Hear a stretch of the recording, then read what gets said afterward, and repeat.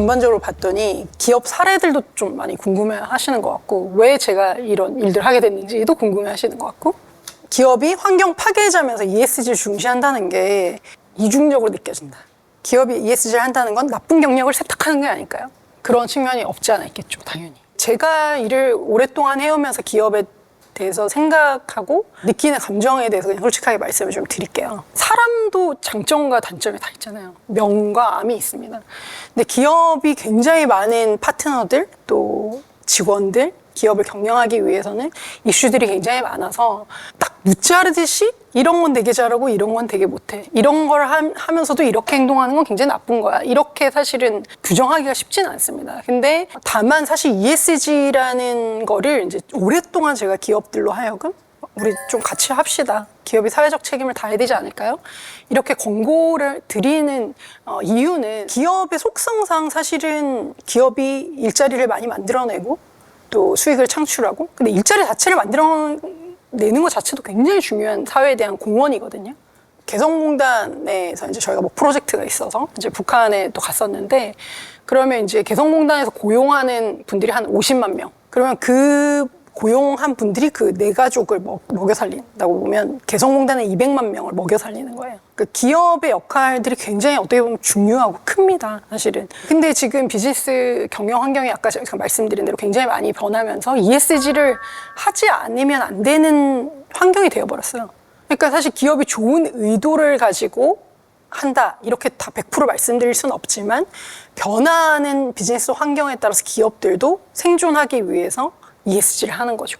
조금 더 그런 관점에서 보시는 게 좋을 것 같고요. 다만 여기 이제 지적하신 대로 그린워싱이나 이런 이슈들이 또 심각하다 보니까 또 이거 역시 국제사회에서 유럽 같은 데서 또 이걸 또 법으로 만들고 있어요. 그린워싱 하지 않도록 하는. 한국도 그런 제도 같은 걸 지금 많이 보완하려고 하고 있거든요. 실제로 기업들이 어떤 고민을 많이 하면 넷제로 관련해서 국가들도 목표를 수립하고 선언을 합니다. 근데 기업들도 넷제로 목표를 달성해요. 2030년까지 몇 프로 줄이겠다. 2050년까지 몇 프로 줄이겠다. 이런 걸 발표를 하잖아요. 근데 국제사회에서 공시를 하도록 해요. 얼마나 줄일래? 목표 수립해. 근데 막상 까보면 그건 사실 기술적으로도 굉장히 많은 그 해결이 돼야 되거든요. 굉장히 기술적으로 많이 발전이 일어나야 되는데 기업만 잘한다고 될 일은 또 아닌 거죠, 이것도. 공시를 하면 또 굉장히 비난을 받을 것 같고, 안 하자니 또 비즈니스가 안 되고. 그러니까 이게 기업 입장에서 굉장히 딜레마가 많죠. 그래서 그린 워싱도 있는데 그린 허싱이라는 단어도 최근에. 그래서 기업들이 침묵을 하는 거예요. 너무 많이 밖에 말하지 말자. 이런 흐름들도 막 생겨나요. 그럼 뭐가 더 좋을까? 그런 거 생각을 좀 해봐야 되겠죠. 그렇지만 이게 사실은 이 기후변화 대응 이슈라는 게 우리가 사실 전례 없는 거를 계속 대응해 나가고 있기 때문에 기업들도 실험을 하는 거고 정부도 실험을 하는 과정 중에 있습니다. 그래서 뭐 다 같이 사실 이해관계자들이 함께 좀 힘을 합쳐서 가야 되는 부분들이 있다고 말씀을 좀 드리고요.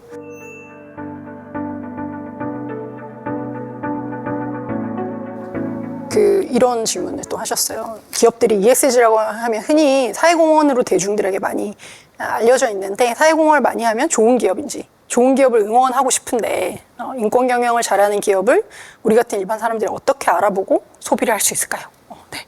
그러니까 예전에는 이제 저희가 그 사회공헌이라고 하면 여러 가지 기부도 하시고, 뭐 임직원들 우술이라고 해서 월급에서 막 1% 떼가지고 기부하고 뭐 이런 걸 했었거든요. 근데 사회공헌하고 ESG 경영을 잘한다는 게 꼭 동일한 가치는 아닌 것 같아요. 특정 기업을 제가 말씀드릴 수는 없지만 우리나라에서 굉장히 큰 회사, 사회공헌 비용을 가장 많이 냅니다. 근데 어떤 측면에서는 노동권 침해가 아주 극심했어요. 그리고 환경 파괴도 굉장히 많이 일으켜요. 그러면 이제 여기서 이런 지적을 하시겠죠. 그런 걸로 돈을 쓰면서 워싱하는 게 아니냐, 그런 생각을 하실 수도 있는데, 근데 사실은 그 사회공헌 역시 사실 굉장히 중요합니다. 기업이 정부가 하지 못하는 역할들 굉장히 많이 하고 있거든요. 국내에서도 그렇고 해외에서도 그렇고 돈도 많이 쓰고 굉장히 많이 활동들도 하고 임직원들이 가서 봉사도 굉장히 많이 하시고, 이런 것도 사실은 사회를 움직이고 사회를 더 낮게 발전시키는 데 굉장히 중요한 요소 중에 하나입니다. 그래서 사회공헌을 열심히 하는 회사들을 응원을 많이 해주세요. 그렇지만 그 반대로 그 연장선상에서 우리가 환경, 사회, 지배구조, 그런 이슈들도 잘 관리를 하고 있는지, 대응하고 있는지, 이런 것들을 좀 더 많이 살펴보셔야겠죠. 그러니까 기업이 숙제가 너무 많죠. 사실 관리해야 되는 영역도 점점 넓어지고. 그래서 이제 기업을 조금 더 단순하게 보시지 마시고 그렇게 많은 사실은 관리를 해야 되는 어떤 그 주체로서 기업의 그런 복잡함에 대해서 조금 더 우리가 들어가서 이해를 할 필요가 있을 것 같고요. 또 하나 예를 좀 더 들어보자면 모 회사가 이제 미얀마에서 비즈니스를 하는데 왜 거기서 지금 내전이 일어나고 있는데 거기서 비즈니스를 하냐. 그 시민사회에서 막 철수를 해라. 막 되게 비난을 많이 했어요. 근데 이제 사실은 회사가 해외에서 어떤 비즈니스를 하려고 이제 공장을 짓거나 그걸 할 때는 사실 굉장히 오랫동안 거기 지역사회에 신뢰를 쌓고 정부도 허가권을 받아야 되고 그 비즈니스를 일으키기 위해서 그리고 고용을 하기 위해서 굉장히 오랜 시간을 투자하고 비용도 많이 투자합니다. 근데 이제 그런 사실 국가 문제가 일어나면 막 많은 분들이 염려를 많이 하고 빨리 액션을 취하라고 기업들한테 이제 요구를 많이 해요. 그럼 이제 거기서 우리나라 기업이 철수를 하면 공산권 국가니까 그 다음에 들어가는 기업은 중국 기업들이 들어가요. 그럼 한국 기업보다 중국 기업들이 더 ESG 관점에서 인권 친화적이고 환경 보호를 잘할 것이냐 그 의문이 있는 거죠. 그러니까 이게 사실 문제가 되게 단순하진 않아요. 그래서 조금 더 기업에 대한 시선도 조금 더 다층적으로 우리가 한번 살펴볼 필요가 있다. 그런 말씀을 좀 드리고 그러면서 이제 좋은 기업인지 어떻게 알아보냐 뭐 이런 거 물어보셨는데 사실 아까 제가 평가나 인증 시장 같은 것도 많이 고도화해야 된다고 말씀을 드렸고 사실은 큰 회사일수록 책임이 무겁고 사실은 역할이 크기 때문에 또 미디어에 노출이 많이 돼요. 그러니까 사실은 거기서도 또 좀 더 양가적인 측면이 있는 건데 그런 사실 여러 가지 뭐 라벨링이라든지 이런 것들도 좀 확인해 보시면 좋겠고 또 좋은 사실 인증들도 꽤 있습니다. 그래서 뭐 그런 부분에서 노력을 해서 조금 더 성과를 만든다거나 더 ESG 친화적인 경영을 하는 회사들을 여러분들이 찾아보면 아실 수 있고 최근에는 사실 미디어 통해서도 많이 이제 조명되니까 그런 부분들도 한번 살펴보시면 좋을 것 같습니다.